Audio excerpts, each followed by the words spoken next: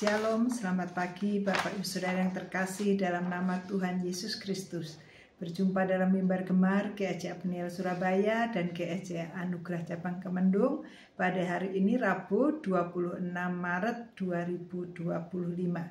Bapak Ibu Saudara yang terkasih, pagi hari ini kita akan sama-sama mendapat berkat dari Mazmur pasal yang ke-100 ayat 1 sampai yang ke-5. Mazmur pasal 100 ayat yang pertama sampai dengan yang ke-5, perikopnya berjudul Pujilah Allah dalam baitnya. Mazmur untuk korban syukur.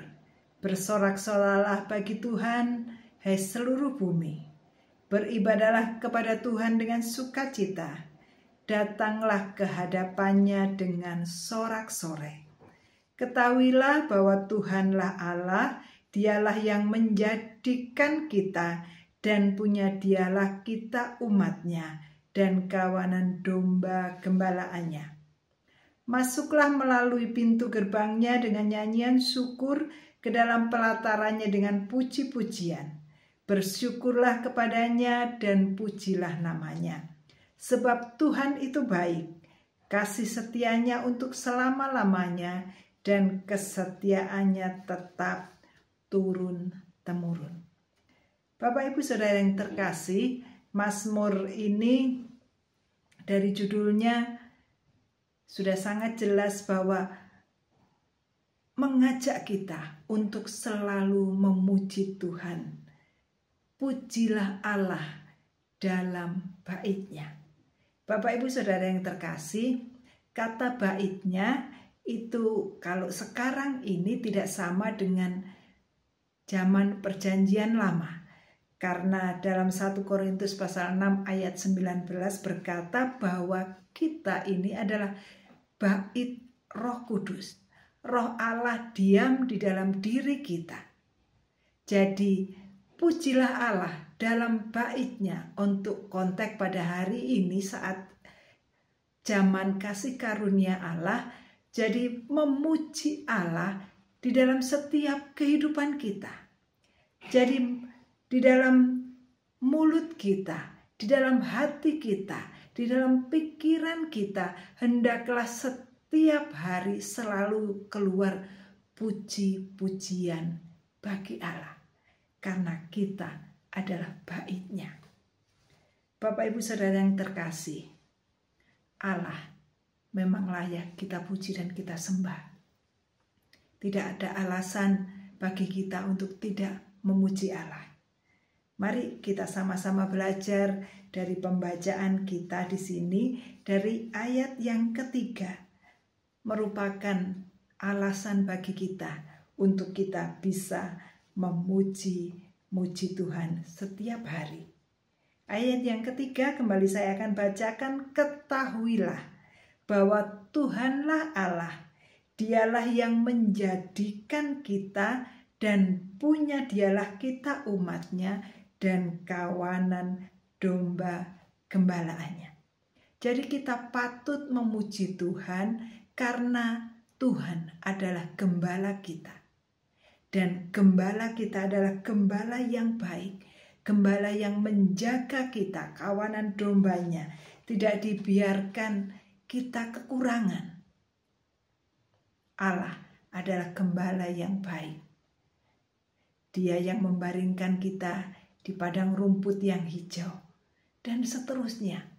Banyak sekali perbuatan-perbuatan Allah yang mencerminkan gembala yang baik.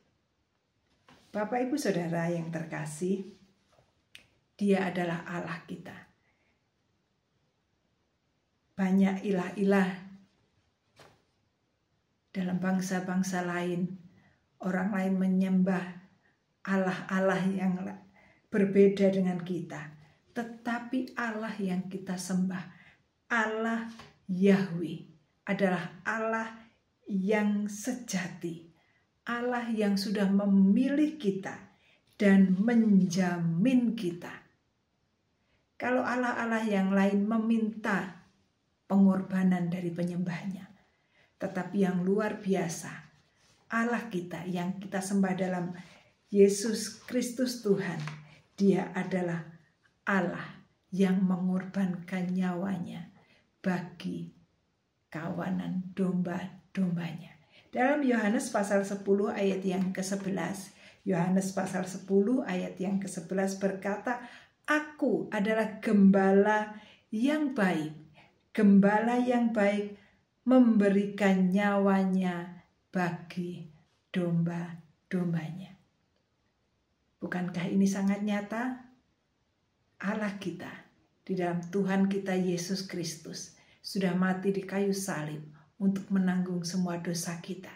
Dia mengorbankan nyawanya supaya kita, kawanan domba pilihannya, mempunyai jaminan yang pasti, perlindungan yang pasti di dalam iman percaya kita kepada Tuhan kita Yesus Kristus.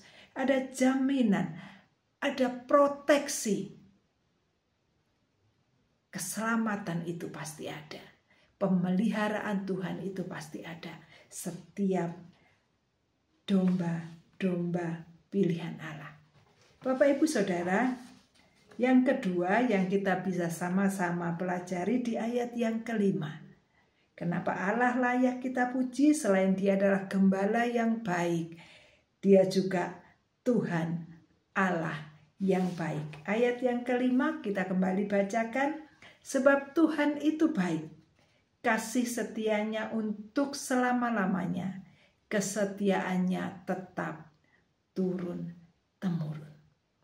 Allah kita layak kita puji, layak kita sembah, layak kita agungkan, karena Dia adalah Allah yang baik.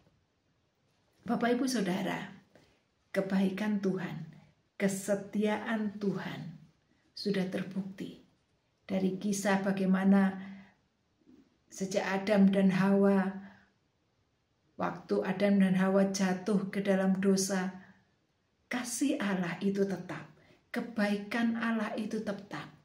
Walaupun harus menanggung akibat dosa, tetapi inisiatif dari Allah sendiri, sehingga Yesus turun ke dunia untuk menebus dosa manusia.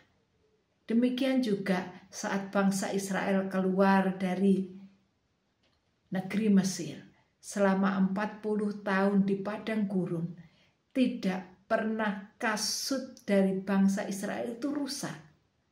Bagaimana penyertaan Allah, kebaikan Allah dengan tiang api dan tiang awan. Demikian juga dengan penyediaan Allah menyiapkan makanan.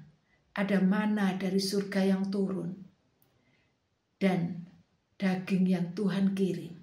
Demikian juga saat bangsa Israel membutuhkan air dan air itu pahit, Allah mengubahnya menjadi air yang manis.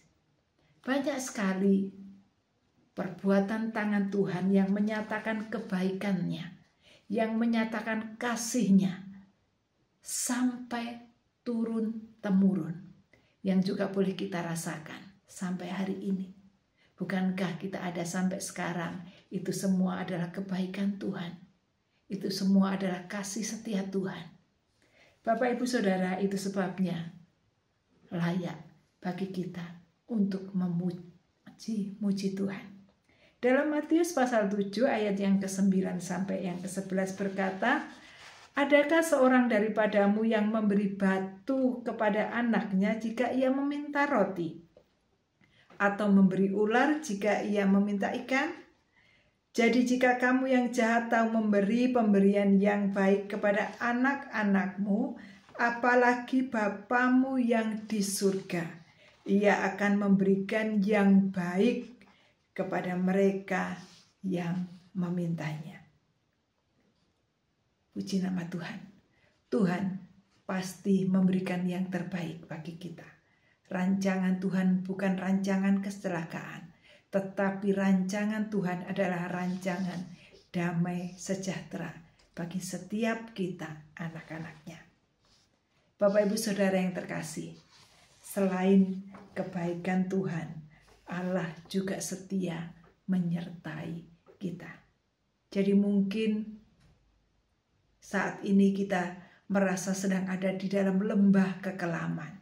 Ada banyak pergumulan, ada banyak permasalahan yang sepertinya kita menghadapi jalan buntu.